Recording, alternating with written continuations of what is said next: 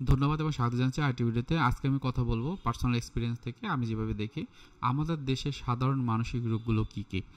আমরা বাংলাদেশে বাস করি, তাই না? বাংলাদেশে বাস করলে প্রবাসী অনেকে থাকে, এবং এই প্রবাসে যারা থাকে তাদের ক্ষেত্রে কী ধরনের মানসিক রোগগুলো দেখা দেয়, বাংলাদেশে থাকলে কী ধরনের মানসিক রোগগুলো দেখা দেয়, সেই বিষয়গুলো নিয়ে আমার অতীতের এক যুগের যে অভিজ্ঞতা সেটাকে কাজে লাগার চেষ্টা করব।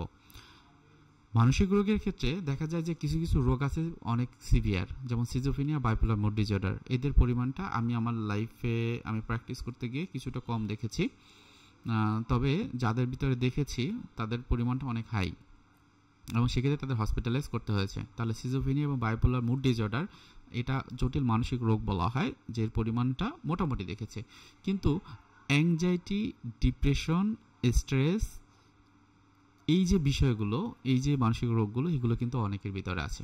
বাংলাদেশে যারা থাকে অল্পতেই অনেকের ভিতরে রেগে যাচ্ছে, এর কারণ হলো তার ভিতরে অ্যাংজাইটি অথবা তার ভিতরে ডিপ্রেশন। অনেক সময় দেখা যায় যে সেক্সুয়াল বেশ কিছু বিষয়, সেগুলোর পরিমাণটা অনেক বেশি। যেহেতু আমি একজন সেক্স থেরাপিস্ট, আমি দেখি অনেকের ভিতরে সেক্সুয়াল বিষয়টা, ইরেকটাইল ডিসফাংশন, প্রিম্যাচুয়ার ইজাকুলেশন হয়। অনেকের ভিতরে যেটা হয় যে এই ধরনের সমস্যা যখন তৈরি হয় তখন যে আসলে কোথায় যেতে হবে, কী করণীয়, সেই জিনিসটাগুলো কিন্তু তারা বুঝতে পারে না। এবং যার প্রেক্ষিতে কী হয় যে হয়তো বা তার ভিতরে অ্যাংজাইটি বা ডিপ্রেশন বা স্ট্রেস এগুলো থাকলো বা রাগ থাকলো, এইগুলো আস্তে আস্তে বৃদ্ধি পেতে পেতে একটা সিজোফ্রেনিয়া হয়। এটা হলো বাংলাদেশের অনেকের ক্ষেত্রে হয়। এছাড়াও অনেকের ভিতরে ওসিডি থাকে, প্যানিক অ্যাটাক থাকে, অনেকের ভিতরে পিটিএসডি বা পোস্ট ট্রমেটিক স্ট্রেস ডিসঅর্ডার থাকে। ওসিডির বিষয়টা আমি দেখেছি যে আমি রিসার্চ করি, সেখানে দেখেছে 1 থেকে 2%, হ্যাঁ, শতকরা 100 জন যদি দেখেন সেখানে 2% মোটামুটি দেখবেন যে তাদের ওসিডি রয়েছে।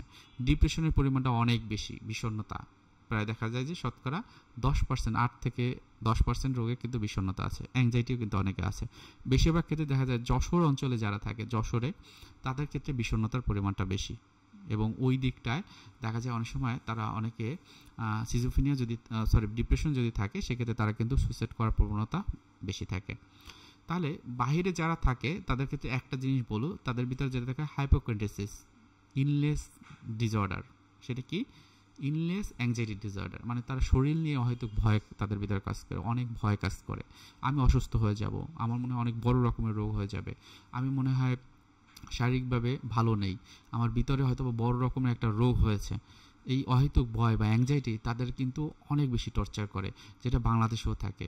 এখন মানসিক রোগের ধরন কিন্তু অনেক আছে, 200-র উপরে কিন্তু মানসিক রোগ আছে, যার ভিতরে এই যে মানসিক রোগগুলোর কথা বললাম, এগুলোর পরিমাণ বাংলাদেশ বা বাংলা ভাষাভাষী যারা আছেন তারা এবং প্রবাসী যারা আছেন তাদের ভিতরে কিন্তু আমি বেশি লক্ষ্য করি।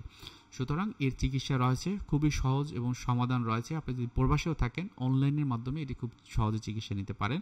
আপনি যদি ঢাকাতে না থাকেন, ঢাকার বাইরেও থাকেন, তাহলে কিন্তু এর চিকিৎসা কিন্তু খুব সহজে নিতে পারেন। আপনার দেখা গেছে অনলাইনের মাধ্যমে রংপুর, সিলেট, যশোর, খুলনা, নেত্রকোনা, ঝিনাইদহ, ময়মনসিংহ, আবার একদম বর্ডারে, ইন্ডিয়ার বর্ডারে যারা আছেন তারা কিন্তু এখন এই অনলাইনের মাধ্যমে চিকিৎসাটি নিচ্ছে। সুতরাং যত দ্রুত সম্ভব এই ধরনের রোগের ক্ষেত্রে চিকিৎসা নেন, ভালো থাকবেন। বড় রকমের রোগগুলো থেকে আপনারা নিজেরা মুক্ত থাকতে পারবেন, এবং নিয়মিত আপনারা বিভিন্ন রকমের শ্বাস প্রশ্বাসের ব্যায়াম, মেডিটেশন, যে রিল্যাক্সেশন এক্সারসাইজগুলো আছে আমাদের চ্যানেলে, সেগুলো আপনারা প্র্যাকটিস করতে পারেন। এটা আপনার সেলফ হেল্প টেকনিক হিসেবে খুব ভালো কাজ করবে।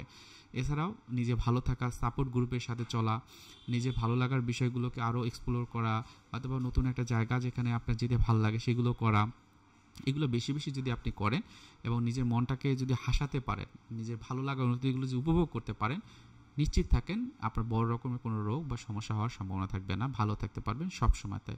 আজকে ভিডিও এখানে রাখছি। আরও কোনো বিষয় বা যদি জানার থাকে আপনারা অবশ্যই জানাবেন, এবং এছাড়া অন্য কোনো রোগ যদি আপনারা দেখেন বা আপনার মনে হয় যে এই ধরনের রোগগুলোর আশেপাশে আপনি আছেন, তাহলে সেগুলো উল্লেখ করবেন। আশা করি এইগুলো নিয়ে আলোচনা করা যাবে। এবং অবশ্যই আমাদের ভিডিওগুলো লাইক, কমেন্ট, শেয়ার করবেন, এবং আপনি যদি আমার চ্যানেলে নতুন হয়ে থাকেন সাবস্ক্রাইব করবেন। আপনার পুরো পরিবারকে মানসিক স্বাস্থ্য সম্পর্কে সচেতন রাখতে অবশ্যই এই ধরনের ভিডিওগুলো তাদের সাথে মাঝে শেয়ার করবেন। ধন্যবাদ, ভালো থাকুন, আসসালামু আলাইকুম।